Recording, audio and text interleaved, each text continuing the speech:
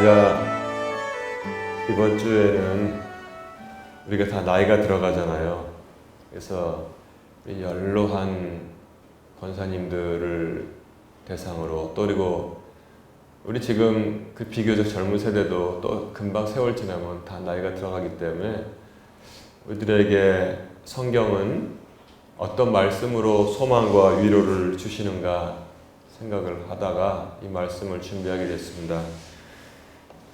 그래서 고린도 후서 4장 7절부터 18절을 본문으로 삼아서 우리는 날마다 새로워집니다 라는 제목을 가지고 말씀을 준비했는데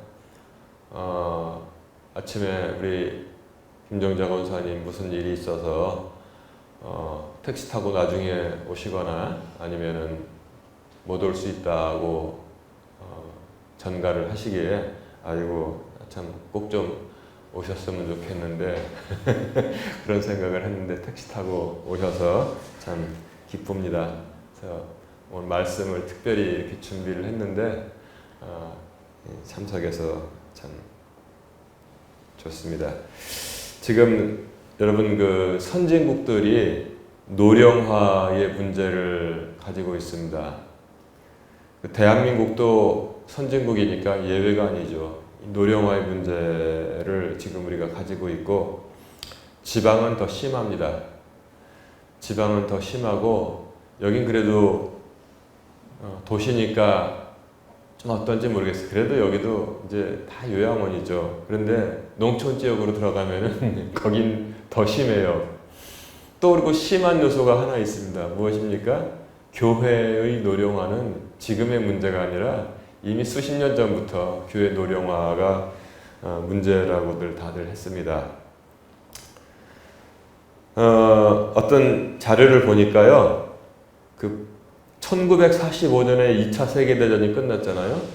1945년에 2차 세계대전이 끝났으니까 1946년부터 애들이 많이 태어나기 시작했습니다. 왜냐하면 전쟁이 끝나니까 그 안정이 되잖아요. 전 세계가 전쟁 중인데 무슨 뭐 날 준비하겠어요. 전쟁이 끝난 해부터, 그러니까 이제 다음 해부터 이제 애들이 많이 태어나기 시작했습니다. 그래서 그때 태어난 아이들을 1946년부터 제가 1961년생인데 저보다 3살 어린 뒤에 요까지 베이비 부머 세대라고 그래요. 애들이 많이 태어났다. 권사님도 베이비 부머 세대죠? 저도 베이비 부머 세대고 집사람도 베이비 부머 세대고 그 우리 권사님 다른 권사님들은 베이비 부머 세대인지 아닌지는 그 앞인지 모르겠으나 그러나 하여튼 1946년부터 1964년 사이에 태어난 그 많이 태어났을 때들이 그때를 베이비 부머 세대라고 불렀습니다. 저도 기억이 납니다. 제가 그 지금은 초등학교라고 부르잖아요. 이제 국민학교에 다닐 때 얼마나 많이 애들이 그 이사를 오는지 전학을 오는지 애들이 넘쳤어. 그래서 나중에는 뭐 70명, 80명, 90명도 넘어서 잠깐 동안은 100명까지도 교실에 들어온 적이 있었습니다. 그래서 선생님이 어떻게 했냐, 옛날에 분단이라는 게 있었거든요. 분단? 그래서 이렇게 이제 다니잖아요. 2명씩 짝꿍이라고 해서 앉았는데 도저히 자리가 없으니까 책상을 더 갖고 와서 분단이 없어졌어요. 모든 책상을 다 붙였습니다. 모든 책상을 다 붙여가지고 나올 수 있는 데는 저쪽 끝에 하나고 이쪽 끝에 하나. 가운데 앉아있는 애는 가운데 앉아있으면 겨울에도 뜨뜻해요. 겨울에도. 그래서 화장실 간다 그러면 나와가지고 책상 위로 걸어가서 저쪽으로 툭 뛰어내서 화장실 갔다 오고 다시 또 책상 위로 탁 올라서 이렇게 가서 가운데 자리에 앉았던 기억이 납니다. 그래서 이제 그 애들이 엄청나게 늘었죠. 그런데 그때 국민학교를 다니던 제가 이제 환갑을 지나고 목사가 되어서 이렇게 설교하는 지금 2024년에는 무엇이 그렇게 막 엄청나게 늘었을까요? 누가? 옛날에는 아이들이 이렇게 엄청나게 늘더니 지금은 그 아이들이 그대로 늙어서 이제 어르신들이 엄청나게 늘게 되었습니다. 참, 이제 이 문제가 된 거예요. 그러니까 이제 전 세계 선진국마다 이제 고민이 많죠. 왜냐하면 일할 사람이 없다는 거예요. 산업은 이제 선진국 만들어놨는데 이걸 돌릴 수 있는, 공장에서 일할 수 있는 사람이, 회사에서 일할 수 없는 사람이 없다는 거예요. 그러니까 많이들 고민하죠. 그래서 이제 이민을 받아들여야 된다 하고 이제 이민 뭐 장려하는 나라도 있고, 그런데 문제는 뭐냐면 뭐 이제 또 뭐 이슬람이 몰려온다거나 그런 문제들도 있는 거죠. 그래서 이제 불러온 돌이 박힌 돌을 빼내는 경우도 여러분 북유럽 스웨덴에서는 지금 벌써 일어나고 있어요. 옛날에 스웨덴이 얼마나 살기 좋은 나라인지 몰랐습니다. 근데 지금 스웨덴은 밤에는 못 나가는 나라가 되었답니다. 아주 그냥 무서운 나라가 된 거예요. 어쨌든 우리 대한민국도 노령화가 됐고 전 세계 선진국들이 노령화가 됐는데 그 이제 노령의 때를 살면서도 사람들이 이렇게 갈린다는 거예요. 어떤 부류는 굉장히 활동적으로 활발하게 살아가는 부류가 있고, 다른 사람들은 그냥 막 이 몸부림치면서 사는데 무엇과 몸부림치느냐? 건강, 그 다음에 육신의 건강뿐만 아니라 요새는 이제 뭐가 와요? 치매가 온다거나 알츠하이머가 올까봐 막 이렇게 발버둥 치면서 사는 그런 두 부류로 갈린다고 합니다. 그런데 얼마 전에 제가 이 소식을 들으니까 서울에 가면은 아마 65세 이상은 지하철을 무료로 타게 이렇게 하는데, 어떤 새파란 녀석이 정치인이랍시고 나와가지고 어르신들 지하철 무료 예우를 폐지해야 된다고. 왜 폐지하냐 그랬더니 서울 지하철이 적자가 심하다고. 참 그런 생각들이 있잖아요. 우리나라에 돈 세는 게 기하급수적이 어마어마하거든요. 우리나라에 돈이 엉뚱한 대로 다 세는 게. 그런 것만 해도 지금보다도 복지를 훨씬 잘할 수 있어요. 그러니까 오직 어떤 사람이 그랬잖아요. 이 나라에 돈이 없는 게 아니라 도둑놈들이 너무 많다고 그런 말도 했는데, 정말 정직하게 잘하면 지금보다도 복지를 더 늘릴 수 있는데 예우를 폐지해야 된다는 그런 말을 해서 많은 반발을 받는 그런 일도 얼마 전에 봤습니다. 또 몇 년 전에는 이런 일도 있었어요. 어떤 국회의원이라는 자가 60세 이상 된 분들은 이 뇌가 썩어서 투표도 하지 말아야 된다고. 그러면 저도 투표도 하지 말아야 되는 그런 아주 이거 못된 아주 악한 그런 발언들을 했는데, 여러분 재밌는 게 있어요. 그 사람이 저보다도 나이가 훨씬 많거든요. 근데 이번에 국회의원 선거 나온대요. 생각을 해보시라고. 남들은 60세, 자기가 그때 막 40대, 50대 때는 60세 넘으면 판단력이라서 뇌가 썩어서 투표권도 주면 안 돼요. 투표하는 게 쉽습니까? 나가서 정치하는 게 쉽습니까? 제가 죄송합니다. 한마디, 그 녀석이 이제 나이가 이제 70 다 됐는데도 자기는 지금 국회의원 선거 나오겠다는 거예요. 세상에 이런 이 뻔뻔스러운 자들이 어디 있습니까? 그래서 지금 참 나이 들면은 괜히 서러워지는 거란 말이에요. 서러워진단 말입니다. 참 그런 사람도 국회의원 나온다고 하고, 그 지하철 한번 타고 서울에, 우리는 이제 가끔 타지만 서울에 있는 그 어르신들은 지하철 타고 한 바퀴 돌면서 바깥 구경하고 공원에 가서 맑은 공기도 마시고 운동도 하고. 근데 그게 이 나라를 부강하게 만든 세대가 누군데요? 그놈이 만들었습니까? 이 나라는 그 시대, 우리 권사님들 세대가 부강하게 만든 거란 말이에요. 산업여건. 저도 거기 포함된 같은 베이비 부머 세대가 해놨는데, 그걸 누리는 자들이 그런 쓸데없는 소리를 해요. 그래서 세상에서도 서러운데 교회에 오면은 교회들도 젊은 세대 하면서 젊은 세대에만 그냥 젊은이가 하나 교회 나오는 건 와우, 젊은 세대를 위해서 찬양 준비하고 준비하고 막 하는데, 우리 어르신들 세대를 위해서는 그렇게 많이 준비하지 못합니다. 그리고 또 많은 노년들이 예배 참석을 옛날엔 잘했는데 점점 못해지게 돼요. 그러니까 예배 참석도 한번 못하다 이제 몸도 아프고 교통편도 좋지 않고 하니까 끊어지니까 연결이 자꾸 끊어지는 겁니다. 연결 끊어지죠. 그리고 그렇게 살고 있는데 또 그리고 옛날에 오래 사귀었던 친구들이 세상을 떠나니까 의기소침해지고 슬퍼지고 그런단 말이에요. 그러니까 그 어르신들의 세대가, 저는 이제 노인 세대라고 말을 붙이지 않겠어요. 어르신들 세대가 더 훨씬 이 어감이 좋은 것 같아요. 그 어르신들 세대가 어떤 생각을 하게 되냐면, 잘 들으세요. 아, 이제 나는 더 이상 아무짝에도 쓸모없는 존재다라고 생각을 한다는 거예요. 이게 바로 문제라는 겁니다. 대부분의 어르신들이 나 같은 것을 어디다 쓰겠어. 나는 아무짝에도 쓸모가 없어. 사람들에게도 쓸모가 없고, 심지어는 있잖아요. 나 같은 것을 이제 하나님께서 귀하게 보시겠어. 하나님께도 쓸모가 없다고 생각하는 사람들이 많이 있다는 거예요. 그래서 제가 말씀을 준비하게 되었습니다. 그러니까 이런 생각을 가지니까 우울하죠. 우울하고 두렵습니다. 두렵습니다.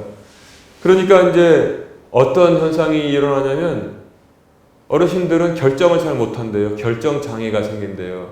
아유, 요거 이렇게 할까 저렇게 할까. 이렇게 하려고 그러면은 그게 좋겠다. 근데 조금 더 지나서 생각해보면 아니야, 이렇게 되면 또 다른 일 생길지도 몰라서 이렇게 할까 이렇게 할까. 결정 장애가 있다는 거예요. 그러니까 우울하고 두렵고, 그 다음에 이제 우리나라는 그래도 선진국이 돼서 나라에서 기초 생활을 할 수 있게끔 전국에 있는 그 뭐 어르신들한테 하다못해 밥은 사 먹을 수 있고 뭐 목욕하라고 다 주거든요. 근데 문제가 뭐냐, 어느 나라냐면 중국의 문제래요. 중국이 난리가 난대요. 왜냐하면 거기는 인구도 많잖아요. 국가가 도저히 우리나라처럼 어떻게 할 수가 없는데, 일본은 돈을 다 벌어놓고서 그 어르신들이 다 되었고, 대한민국은 돈을 벌어가고 이제 그래도 이제 얼마큼 돼서 노령화가 됐는데, 중국은 돈도 못 벌고 노령화가 됐다는 거예요. 그래서 중국의 문제가 더 심할 거라고 학자들이 많이 예측을 하고 그럽니다. 그러나 제가 이제 그러나 하나님 말씀을 전하는 거예요. 하나님 안에 있으면 나는 더 이상 쓸모 있는 존재가 아니다. 나는 쓸모 없다라는 생각이 다 필요가 없다는 것입니다. 하나님 안에 있으면 그렇지 않습니다.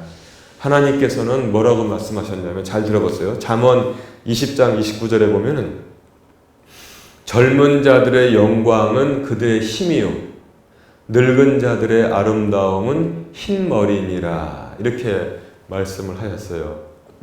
우리가 흰머리를 가지고 있잖아요. 속에는 흰머리잖아요. 염색을 저도 이제 해서 그렇지만, 흰머리가 우리들의 아름다움이라는 거예요. 흰머리 사실 40대부터 생겨요. 그런데 그거 하나님께서는, 사람은 좋지 않게 보지만 하나님께서는 아름답게 보신다는 거예요. 아, 내 아들과 딸이 세상에서 잘 견뎌내서 이렇게 흰머리가 되었구나.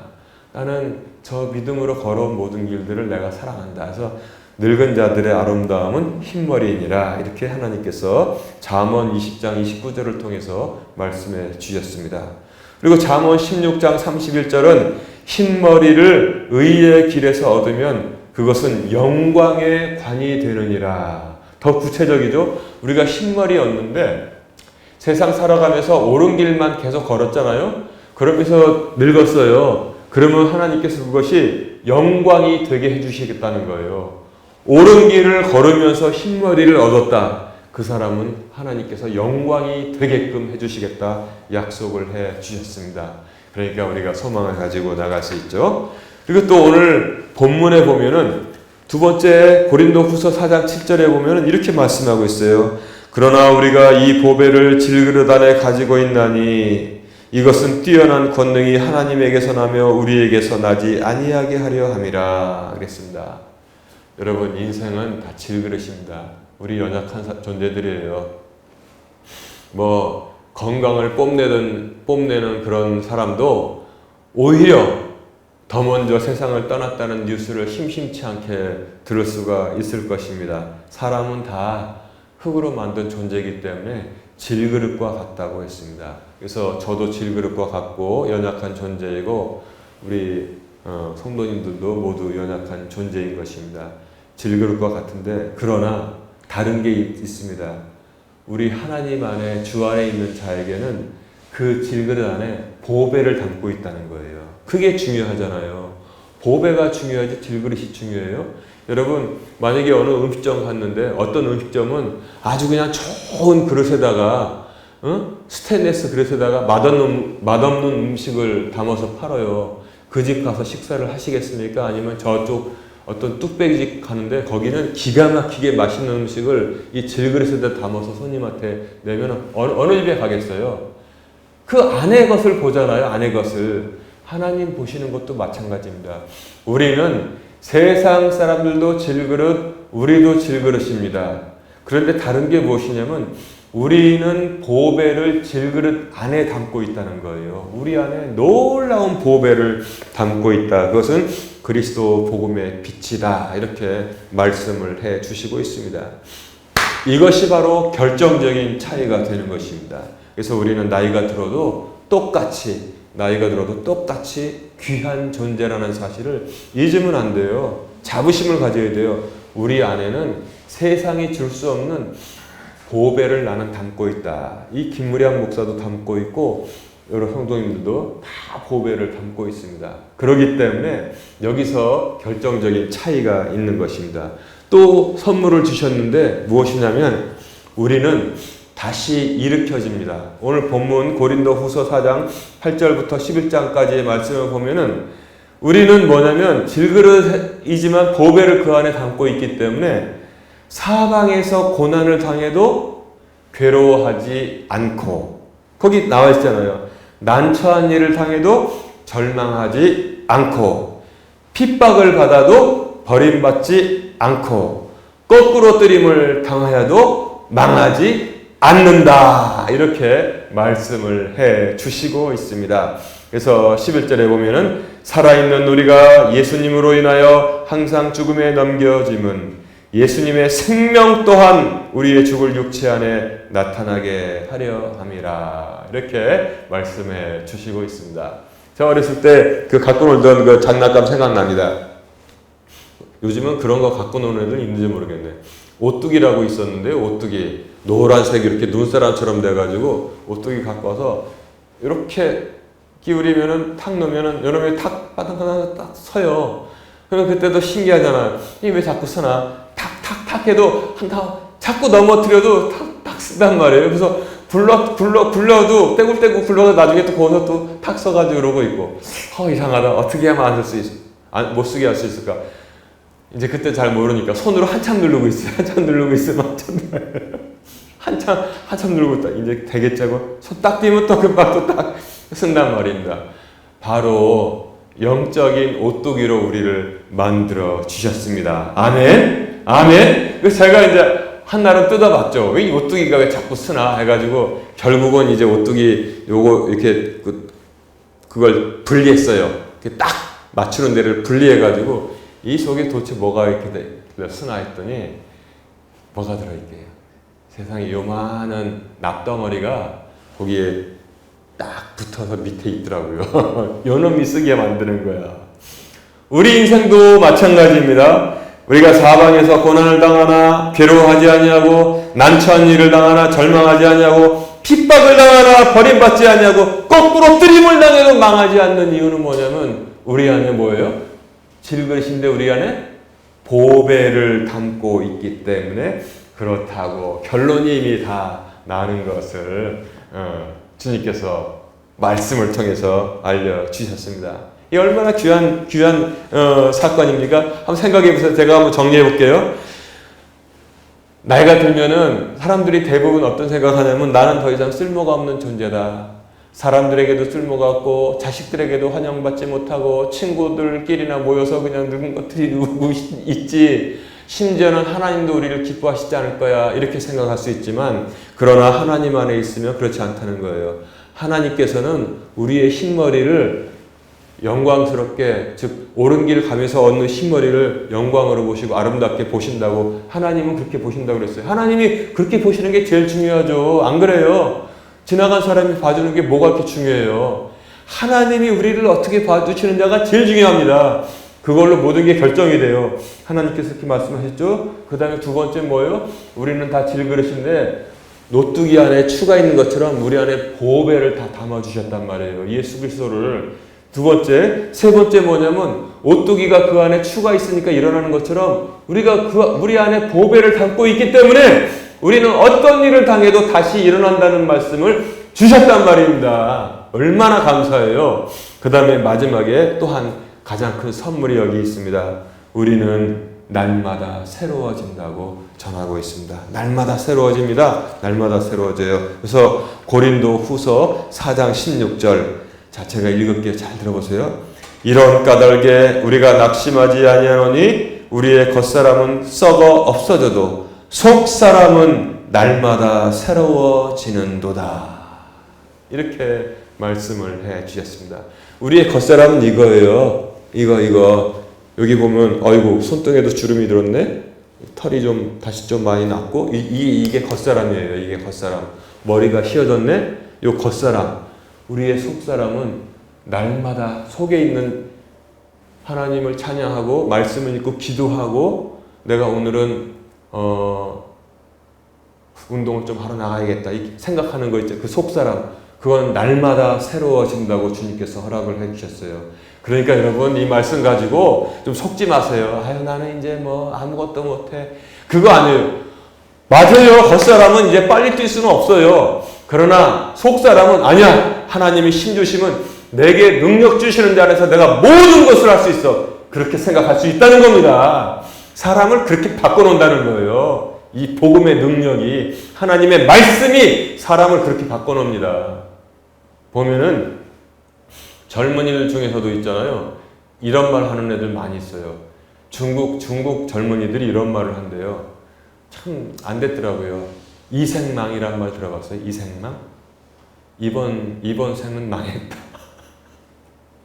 왜 그러냐면 중국의 그 헝다, 그 다음에 뭐 비구안, 뭐 그 다음에 뭐 컨트리 가든인가 뭐 그런 어마어마한 그 건설 회사들이 부도가 그냥 연쇄적으로 다 나버린 거예요. 그래서 보니까 제가 이제 동영상 봤더니 중국에는 있잖아요. 빈 아파트가 몇 채인 줄 아세요? 1억 3천만 채. 그것도 그냥 요 집 그 뭐 101동, 102동 그런 거 그게 아니라 동 있잖아요. 그 동. 그게 1억 3천만 동이 건물이 비어 있으니 그거 어떻게 하겠어요? 다 부도가 났는데 그거를 들어가려고 그냥 월급 받아가지고 다 재형 뭐 저축 들고 그 아파트 분양받았는데 아파트는 들어가지도 못하고 그래가지고 지금 아파트는 그냥 곰팡이가 쓸어가고 그래가지고 할 수 없으니까 그거를 지금 폭탄으로 철거를 하는데 그냥 밑에서 폭탄을 팍 쏘니까 뼈대 세워져 있었던 뭐 20층 30층 아파트가 옆으로 그냥 쓰러져가지고 여기저기 다 아파트 쓰러졌는데 온 도시가 그냥 아주 그냥 그 먼지로 다 그 가득 찬단 말이에요. 그 영상 보면은 와 세상에 어떻게 이럴 수가 있나. 그러니까 그 중국의 젊은이들이 와가지고 막 울면서 내 아파트 다 무너지는데 들어가지 못하고 은행에다가는 꼬박꼬박 돈을 내야 되고 자기는 들어갈 데도 없고 그러니까 뭐라 그러냐면 이생망이라고 그러는 거예요. 이생망. 이번 생은 망했다. 이번 생은 망했어. 정말 남의 나라 일이지만 너무나 불쌍하더라고요. 그래서 제가 지금 원래 설교 준비한 내용은 없지만 하나님 외면하고 조금 잘 된다고 목 빳빳이 들고 교만하면은 그렇게 되는 겁니다. 그렇게 돼요. 그거 어떡할 거예요? 그거 도대체. 나는 그 부수는 것도 일이라고 생각해요. 그거 도대체 그 태산이 됐는데 여기저기에 어떻게 할 겁니까? 그거 도대체. 그 젊은이들은 어떻게 해요? 그러니까 젊은이들이 길거리에 나와가지고 아무것도 천장도 없는 그냥 길거리에서 쭉 자는 거예요. 쭉쭉 그냥. 그리고 아무것도 안 해요. 그냥 자는 겁니다. 왜 이러십니까? 이 생망이 이번 생은 망했어요. 그런단 말이에요. 야, 그래서 여러분 겸손합시다. 좀 뭐 된다고 하나님 떠나면은 이렇게 망하는 수가 있다는 거예요. 그럼 제가 이 말씀 왜 드리냐면 그 안에 복음이 있었으면 좋겠다. 나 그 생각을 해요. 정말 진짜 어리석은 이 공산당 지도자들부터 교회를 부수는 일, 교회 부술 때부터 내가 참 분이 나서 눈물이 났는데, 응? 중국의 그 우리 주안에서 형제자매들은 자기 교회가 포크레인으로 막 철거하니까 그 안에서 마당에서 있잖아요. 중국어로, 응? 찬송을 부르고 있더라고요. 찬송이 다 알죠. 응? 뭐 4주를 가까이 하게 하면 공산당들이 와서 막 철거하고 중국이 그때 좀 돈 좀 벌었거든요. 교만해가지고. 그러니까 지금 세상에 1억 3천만 차라는 게 말이 됩니까, 그거? 그러니까 잡풀만 막 다 자라고. 그 젊은이들이 얼마나 많이 낙담을 하겠어요. 그래서 제가 저는 목사니까 그렇게 생각합니다. 중국을 되살릴 수 있는 길은 복음의 능력밖에 없다. 늙어버린 중국을 되살릴 수 있는 길은 복음의 능력밖에 없다는데, 중국의 젊은이들이 뭐냐면 속사람이 새로워지지 않고 다 포기해버린 거예요. 속사람이 완전히 스스로 포기해가지고 길거리에 드러나 버렸는데, 야, 정말 어떻게 하면 좋은가 그 생각이 들어요. 그래서 그러나 우리는 뭐예요? 그러므로 우리가 낙심하지 않으니 우리의 겉사람은 썩어 없어져도 속사람은 날마다 새로워지는 복을 하나님께서 주셨다는 것입니다. 얼마나 감사합니까? 그래서 제가 어저께 곰곰이 생각하다가 이 말씀을 이제 요거 이제 구정 지나면은 이거 띄고 매주 볼 수 있도록 좋게 해가지고, 우리의 속사람은 날마다 새로워진다. 늙어가는 게 아니다. 날마다 새로워진다. 이 말씀을 보도록 제가 이제 주문해가지고 붙이려고 계획을 세웠습니다. 여러분, 또한 그리고 우리는 지금 새로워진 속사람을 가지고 뭐 하는 줄 알아요? 영원한 소망으로 가는 중입니다. 영원한 소망으로 가는 중이에요. 이사야서 40장 8절에 보면은 풀은 마르고 꽃은 시드나 우리 하나님 말씀은 영원토록 서리라 그랬습니다. 여러분, 세상의 모든 것이 사그러지지만 하나님의 말씀은 영원히 서서 우리를 붙잡고 양식이 되어서 인도하신다고 말씀하고 있는 것입니다. 그래서 하나님 말씀을 들으면 젊어져요. 건강해집니다. 겉사람이 젊어진다는 게 아니에요. 이건 성경도 전하고 있잖아요. 이것은 썩어 없어지나 속사람이 날마다 새로워진다는 거예요. 그리고 또 겉사람도 도움이 된다고 그래요. 왜냐하면 우리 교회는 찬송을 4곡 부르잖아요. 찬송 4곡 부르는데 그게 건강에, 저도 이제 우연히 알게 됐어요. 굉장히 도움된답니다. 찬송을 큰 소리로 4곡 부르는 게, 저도 보면 주중에 제가 노래를 부르는 일은 없거든요. 무슨 월요일날 화요일 다니면서 저 푸른 초원이 그러고 다니겠어요? 진짜 월요일부터 토요일까지 노래를 부를 일이 한 번도 없어요, 제가. 그런데 주일날 오면은 찬송을 4곡을 부릅니다. 그런데 어떤 의사가 그러는데 그게 건강에 굉장히 도움 좋대요. 심장하고 폐를 건강하게 만들고, 그리고 정신도 건강하게 만들고, 전체적으로 육신을 강건하게 만든다는 거예요. 이게 굉장히 중요하답니다. 그리고 또 하나는 뭐냐면, 뇌가 젊어지는 이유가 뭐냐면, 저는 설교를 준비해서 젊어지고, 우리 성도님들은 설교를 따라오느라고, 듣느라고 뇌가 늙지 않는데요. 그러니까 찬송 불러서 좋아, 속사람 또 뇌가 따라오니까 설교를 들으려고 바짝 생각하면서 따라오잖아요. 그래서 좋다는 거예요. 근데 우리보다도 일본 사람이 더 그걸 인정해 주는 게 뭐냐면, 우리도 몰랐는데 일본 학자가 그랬어요. 앞으로 일본이 한국을 도저히 따라잡을 수가 없다. 일본이 지금도 더 나은 것 같은데 했더니 이유를 물어봤대요. 왜 그러냐고, 왜 이렇게 생각하시냐고 했더니, 나는 교회 다니는 사람은 아닌데 일본 사람들은 대부분 교회 안 다니잖아요. 한국에는 전국에 교회 없는 데가 없다. 그리고 인구의 한 4분의 1이 교회를 매주마다 가는데 거기서 말씀을 듣는다는 거예요. 말씀을. 근데 하나님 말씀인데 자기는 교회 안 다니더라도 그거를 계속 들으면서 사람이 속사람이 변하는데 이걸 일본이 어떻게 이기겠다는 거예요. 그래서 나 그 말을 듣고, 야, 저 사람은 교회를 안 다니는데 굉장히 똑똑한 사람이다. 저도 그 생각을 못 했는데 그 학자는 그렇게 보더라고요. 그러니까 찬송도 부르고 말씀도 들으니까 이제 우리가 더 행복하게 살 수 있는 것입니다. 그리고 또 주님께서 약속해 주신 것이 무엇이냐면, 마태복음 28장 20절 하반기에 보면은 뭐라고 그러셨어요? 보라, 내가 세상의 끝까지 항상 너희와 함께 있느니라 그랬어요. 항상 우리와 함께 있다고 말씀을 해주셨습니다. 여러분, 마음에 근심이 많으면 사람이 팍팍 늙어요. 그런데 세상에 그 누구도 아니고 주님께서 우리와 항상 세상 끝날까지 함께 하시겠다고 했는데 뭐가 두렵습니까? 뭐가 두려워요? 만약에 어떤 대통령이 와가지고 목사님과 항상 내가 함께 하겠습니다 그러면 든든하겠죠. 필요하고 있으면 다 해준다고 하겠지만, 그러나 뭐요? 대통령 몇 년짜리입니까? 5년짜리 그 후에 뭐 별 볼 일 없잖아요. 그러나 만왕의 왕께서 우리와 세상 끝까지 함께 하시겠다. 헛소리가, 사람이 하는 헛소리가 아닙니다. 주님께서 하신 하나님의 말씀입니다. 믿으면 행복할 줄로 믿습니다. 믿으면 행복할 줄로 믿습니다. 지금 이 순간의 믿음은 행복할 줄로 믿습니다. 여러분, 살다 보면은 두려울 때가 많이 있습니다. 저도 그렇습니다. 여러 가지 이유로, 정말 여러 가지 이유로 마음에 근심되고 두려울 때가 많이 있습니다. 정말 별걸로 다 두려울 때가 많아요. 아침에 일어나가지고 그냥, 옛날에도 그랬잖아요. 제가 몇 년 전에 카톡에 와가지고 딱 보니까 일어나는 거 보잖아요. 김무량님 몇 월 며칠 병원 진료실 예약되어 있습니다. 그게 날라와. 이게 무슨 일이냐 난리가 나가지고 두려울 때가 있잖아요. 병원에서 연락이 먼저 오면 기분 나쁜 거란 말이에요. 좋은 거 아니란 말이에요. 정신이 막 하나도 없었는데 에이 하고 확인해 봤더니 착오 때문에 그랬지만 많아요. 일들이 많아요.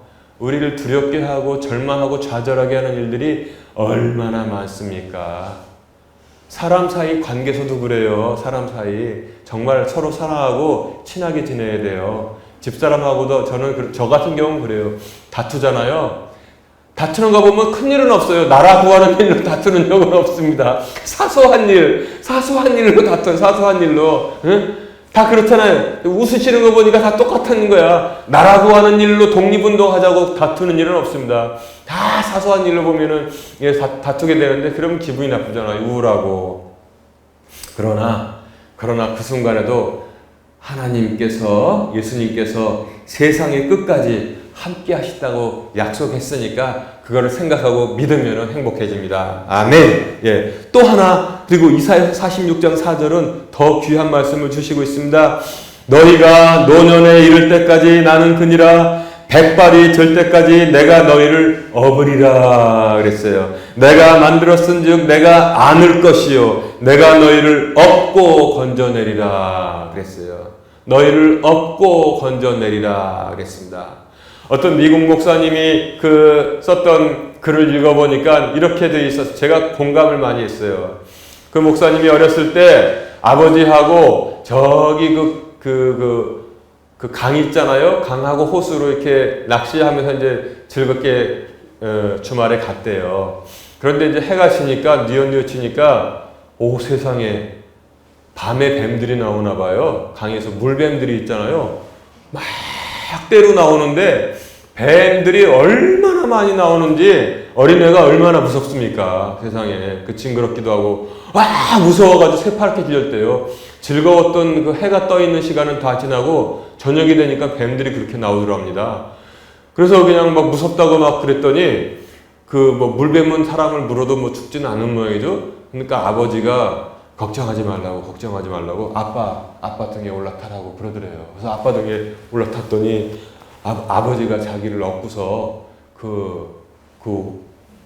풀 있고 물 있는 데를 이렇게 건너서 있잖아요. 차를 세우는 대로 이렇게 걸어갔는데 뱀들이 옆에 지나가도 물지를 않고 그러니까 자기는 아빠 등에서 얼마나 자기가 안심을 했는지 몰랐다고 그걸 갖다가 글을 썼길래 제가 읽고 그렇구나. 근데 보니까 이사야서 46장 4절에 그렇게 지금 말씀하고 있는 거예요. 사탄은 뭡니까? 뱀이잖아요. 뱀. 근데 여기 지금 이렇게 말씀하고 있어요. 너희가 노년에 이를 때까지 나는 그니라. 백발이 될 때까지 내가 너희를 뭐라고 그랬어요? 업으리라 그랬어요. 업으리라. 내가 만들었은즉 내가 안을 것이요 내가 너희를 업고 건져내리라. 그렇게 말씀을 해 주셨습니다. 무슨 놈은 마귀, 뱀, 사탄들이 얼마나 많이 몰려와도요. 하나님께서 우리를 창조하셨기 때문에 내가 너희를 만들었기 때문에 내가 없겠다. 하나님께서 없는데 이 사탄 뱀이 몰려와서 어쩌겠다는 거예요, 그거를. 응? 주님께서 말씀하시기를 뱀의 머리를 깨뜨리시겠다고 약속을 해 주셨습니다. 아멘. 그래서 믿으면 행복해지는 거예요. 믿으면 그렇구나. 하나님의 능력이 있는 등에 지금 우리가 엎여 있구나. 특히 늙으면 더 그런데요. 백발이 될 때까지 이렇게 해주시겠다고 약속을 해 주셨습니다. 얼마나 감사합니까? 우리는 지금 얻고 가는 거예요. 얻고 가는 거. 그래서 여러분 말씀을 꼭 잊지 마시기 바랍니다. 그리고 하나님께서는 게다가 귀한 일자리도 계속 주신다는 거예요. 우리에게 일자리를 줘요. 내가 지금 놀고 있는데 뭔 일이 있어요? 일자리 주십니다. 잘 들어보세요. 열왕기상 12장 6절부터 8절까지 보면은 솔로몬이란 똑똑한 왕이 있었잖아요. 그 솔로몬의 아들이 멍청한 르호보암이라는 왕이 아버지 왕위를 계승했습니다. 그런데 르호보암이 왕이 되기 전에 이제 왕이 됐잖아요. 그래서 이제 한번 조언을 들어보기로 했습니다. 그래서 제일 먼저는 어르신들을 불렀어요. 어르신들을 불러서 이제 내가 왕이 될 텐데 어떻게 했으면 좋겠습니까? 했더니 그 어르신들이 뭐라고 했냐면 왕이시여, 왕에 붙인 솔로몬 왕은 세금을 너무 많이 걷어갖고 너무나 편파적으로 했습니다. 남쪽 유다는 잘 살게 만들어주고 북쪽에는 아주 그냥 찬밥 신세를 만들었는데 여러분 그 공감이 많이 가시죠? 지역 차별하면 좋아요, 안 좋아요? 지역 차별하면 안 좋단 말이에요. 이 멍청한 솔로몬이 정치는 잘했는데 그건 못했단 말이에요. 지역 차별을 해가지고. 그러니까 우리가 기분이 나쁘니까 이제 앞으로는 왕께서는 지역 차별하지 말고 그 다음에 뭐라 그랬어요? 왕이 우리 백성의 종이 돼서 백성을 섬기면 우리 백성은 영원토록 왕의 종이 되겠나이다 그랬단 말이에요. 그렇게 하면 잘 된단 말이에요. 그렇게 하면은. 그런데 이 어리석은 르호보암이 알았습니다 하고서 이제 또 자기 친구들 젊은이들을 부른 거예요. 젊은이들을 불러가지고 어떻게 하면 좋겠냐 했더니 그런 말 듣지 마세요. 더 세게 밟아야 됩니다. 더 세게. 그래야지 꼼짝 못해요. 우리 아버지가 이 팔뚝이라면 허벅지라면 나는 허리통이 되겠다. 그렇게 해가지고 꽉꽉 밟으면 꼼짝 못합니다. 근데 뭐예요? 이 어르신들의 말을 들었어요? 이 젊은 놈들의 말을 들었어요? 젊은 놈들의 말을 들으니까 나라가 그래? 우리는 따로 한다 해서 북이스라엘하고 남유다로 갈렸잖아요. 여기서 우리가 알 수 있는 일은 뭐냐면 우리가 백발을 가져가면서 경험과 지혜를 얻어간다는 거예요. 그냥 얻는 게 아니에요. 경험과 지혜를 얻으면서 백발이 되어 간다는 것입니다. 놀라운 재산이 그 안에 저와 우리 성도님들 안에 있는 것입니다. 그렇기 때문에 이걸 가지고 교회 젊은이들에게도 이렇게 조언을 한 것처럼 이 조언을 할 때 우리의 일은 얼마든지 남아 있다고 성경은 우리에게 가르치고 있습니다. 그게 어떻게 보면 굉장히 중요하고 제일 중요하다고 성경이 전하고 있잖아요. 또한 그리고 어떤 일이 남아 있느냐? 누가복음 2장 36절 이하에 보면은 결혼한 지 7년만 살다가 남편이 세상을 떠나가지고 과부로 84년을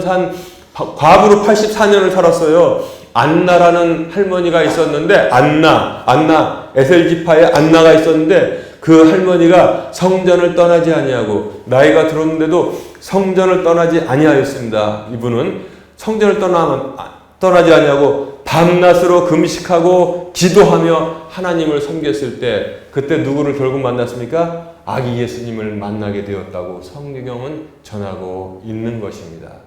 성경은 그렇게 전하고 있는 거예요. 하나님의 성전 안에서는 얼마든지 귀한 일을 할 일이 있다고 지금 성경은 전하고 있는 것입니다. 그리고 또한 지금 이제 현실적으로 돌아와서 교회 안에서 할 일이 또 있어요. 뭐냐면 기도 계속하는 거, 그리고 격려하는 거, 지혜를 나누어 주는 거. 이거 격려하는 거 정말 중요합니다. 교회를 격려하고 교회 안에 성도들 서로 간에 격려하고 그 다음에 목사를 격려해야 돼요. 사모를 격려해야 됩니다. 여러분 제가 우리 그 권사님들이 예전에 제가 좀 어려운 일 당했을 때 격려한 거 지금도 저는 기억하고 있습니다. 몇 년이 지났어요? 벌써 10년 지났잖아요. 제가 기억력이 좋은지 한번 보세요. 목사님 힘내세요. 하나님께서는 어려울 때 더 어렵게 하십디다. 그러나 그거 다 지나게 하십디다. 제가 그걸로 이 격려를 받았으니까 지금도 기억하고 있잖아요. 목사를 격려하는 거 굉장히 중요합니다.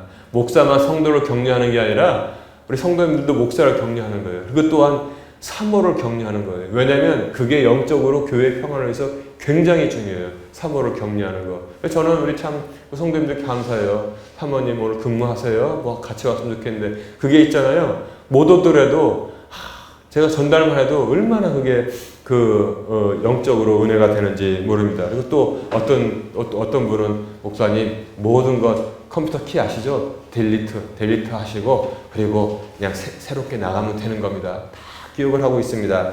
여러분 이렇게 귀한 일을 지금도 할 수 있다는 사실을 잊지 마시기 바랍니다. 이제 말씀을 정리합니다.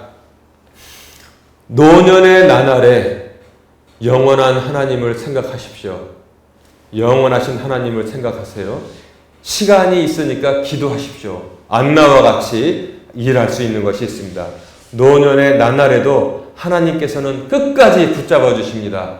끝까지 붙잡아 주셔요. 뱀들이 우글거리는 곳에서 아버지가 아들을 얻고 간 것처럼 마귀 사탄이 활개치는 이곳에 지금 우리를 하나님께서 업고 가십니다. 그리고 백발이 될 때까지 내가 너희를 업어주겠다고 하나님께서 말씀하십니다. 그리고 또 하나님께서는 우리의 필요한 거 다 공급해 주십니다. 하나님만 가지고 있는 특별한 방법이 있어요. 제가 그 설명을 못하는데 그걸로 다 공급해 주십니다. 걱정하지 마세요. 하나님께서는 우리의 필요를 아십니다. 빌립보서 4장 19절에 보면 오직 내 하나님께서 그리스도 예수님을 통해 영광 가운데서 자신의 부요하심에 따라 너희의 모든 필요를 공급하시리라 그랬습니다. 하나님이 가난하시면 공급하지 못하죠. 그런데 온 세상을 만드신 분이 아버지란 말이에요. 그분이 우리 아버지란 말입니다. 그분이 아버지라는 것만 여러분 기억하시고 살면은 여러분 행복하게 되는 것입니다. 걱정하지 마십시오. 그리고 또 우리를 어떻게 해주신다고 했어요? 제가 써붙인다는 것처럼 우리를 날마다 새롭게 하신다고 약속해 주셨습니다. 날마다 새롭게 해 주십니다. 그래서 하나님 말씀을 양식으로 먹으면 우울, 근심은 사라지고 소망과 기쁨이 그 자리를 대신할 줄로 믿습니다. 그렇게 대신할 줄로 믿습니다.